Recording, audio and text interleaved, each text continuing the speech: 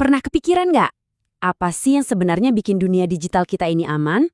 Ini bukan sulap loh. Di balik setiap kali kita login, setiap transaksi online, ada serangkaian aturan dasar yang bekerja tanpa kita sadari. Nah, dalam pembahasan kali ini, kita akan kupas tuntas aturan-aturan fundamental ini yang jadi fondasi keamanan informasi kita semua. Jadi, pertanyaannya simpel. Apa aja sih aturan-aturan esensial dalam keamanan digital? Itulah yang akan kita jawab bareng-bareng. Kita akan mulai dari konsep paling dasar lalu merangkak naik ke strategi pertahanan yang lebih kompleks. Semuanya akan kita urai dengan cara yang jelas dan gampang dimengerti. Oke, ini dia peta perjalanan kita. Pertama, kita bakal ubah cara pandang kita soal keamanan. Terus kita masuk ke jantungnya, yaitu triad CIA.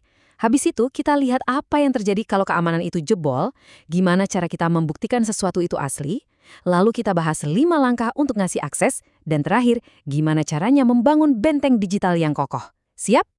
Oke, mari kita mulai dengan meluruskan satu hal yang paling penting. Keamanan itu bukan cuma tanggung jawab tim IT yang ngumpet di ruang server. Sama sekali bukan. Keamanan itu fungsi bisnis yang krusial yang justru memungkinkan sebuah organisasi bisa berjalan dan mencapai tujuannya.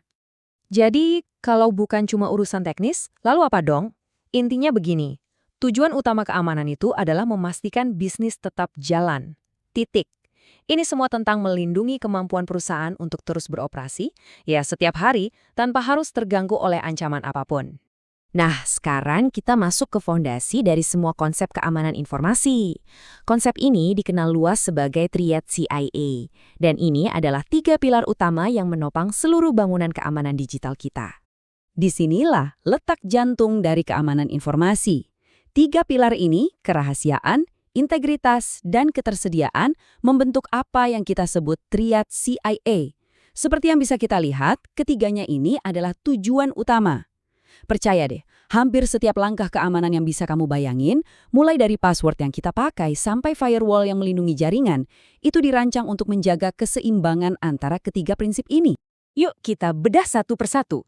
Confidentiality atau kerahasiaan, itu intinya adalah menjaga rahasia tetap rahasia. Gampangnya, bayangin aja kayak surat yang masih disegel atau buku harian pribadi kamu. Tujuannya cuma satu, memastikan hanya orang yang berhak yang bisa melihat informasinya. Selanjutnya, integrity atau integritas. Nah, kalau yang ini semuanya soal kepercayaan. Integritas itu memastikan kalau informasi yang kita pakai itu akurat dan belum diubah sama orang yang nggak berhak. Contoh paling gampangnya, saldo di rekening bank kamu. Kamu percaya kan angkanya benar dan nggak ada yang utak-atik? Nah, itulah integritas. Dan yang terakhir, availability atau ketersediaan. Ini konsepnya sederhana banget. Kamu bisa nggak akses informasimu pas kamu lagi butuh. Persis kayak mesin ATM yang harusnya berfungsi waktu kamu mau ambil uang, data dan layanan digital kamu juga harus selalu tersedia buat kamu sebagai pengguna yang sah. Oke, kita udah paham nih, 3 tujuan utama keamanan. Tapi tahu nggak, cara terbaik untuk benar-benar mengerti sesuatu itu kadang dengan melihat sisi sebaliknya. Apa yang terjadi waktu pilar-pilar ini runtuh? Nah, kegagalan dari CIA ini justru ngasih kita kerangka baru untuk memahami sebuah serangan.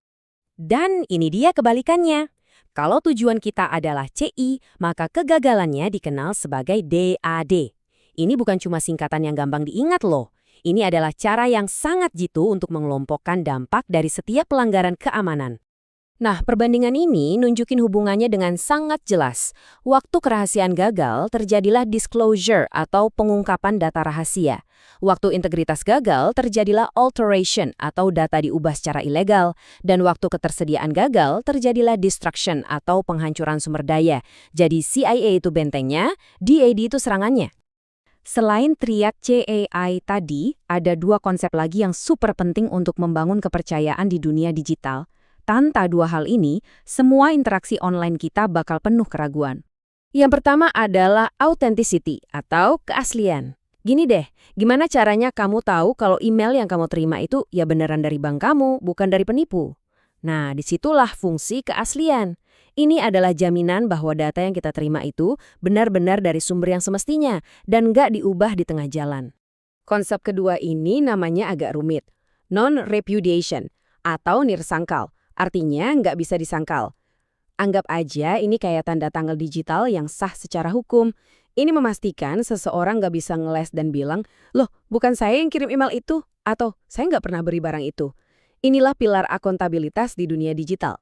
Oke, kita udah tahu prinsip-prinsipnya. Sekarang, mari kita lihat gimana ini semua diterapkan di dunia nyata.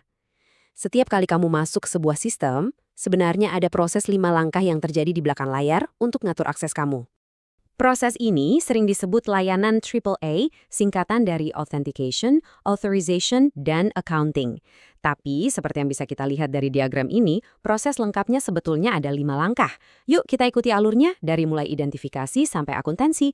Proses ini terjadi setiap kali kamu coba buka email, media sosial, atau bahkan jaringan kantor. Ayo kita telusuri langkah-langkahnya. Pertama, identifikasi. Kamu bilang siapa kamu dengan masukin username. Kedua, autentikasi. Kamu buktiin itu dengan password atau sidik jari. Ketiga, otorisasi. Sistem ngecek. Kamu boleh lihat dan ngapain aja. Keempat, audit. Semua kegiatan kamu dicatat. Dan kelima, akuntansi. Catatan itu dipakai untuk memastikan kamu bertanggung jawab atas tindakanmu. Akhirnya, gimana caranya kita menyatukan semua prinsip ini? Jawabannya bukan dengan satu solusi ajaib, tapi dengan strategi cerdas yang disebut pertahanan berlapis. Atau gampangnya, membangun benteng digital. Kutipan ini menjelaskan idenya dengan sempurna. Keamanan yang efektif itu bukan tentang membangun satu tembok yang super tebal, tapi membangun banyak lapisan pertahanan. Jadi, kalau satu lapisan berhasil ditembus, masih ada lapisan berikutnya untuk menghentikan penyerang. Jadi, gini cara kerjanya. Kamu nggak cuma ngandelin satu hal. Kamu pakai berbagai jenis kontrol, misalnya firewall, antivirus, sama autentikasi multifaktor secara berurutan. Tujuannya, bikin serangan jadi susah dan mahal banget. Oh iya, ada satu trik penting. Kalau bisa, pakai produk dari vendor yang beda-beda. Jadi, kalau produk A ada celah keamanan, pertahanan dari produk B masih tetap kuat. Nah, setelah kita memahami semua ini, saya mau tutup dengan satu pertanyaan buat kamu renungkan. Coba dipikirin. Mulai dari password di ponsel, autentikasi 2 faktor di email, bahkan sampai kunci gembok di pintu rumah, berapa banyak lapisan pertahanan yang sebenarnya udah kamu bangun untuk melindungi aset digital dan fisik kamu? Jawabannya, mungkin lebih banyak dari yang kamu kira.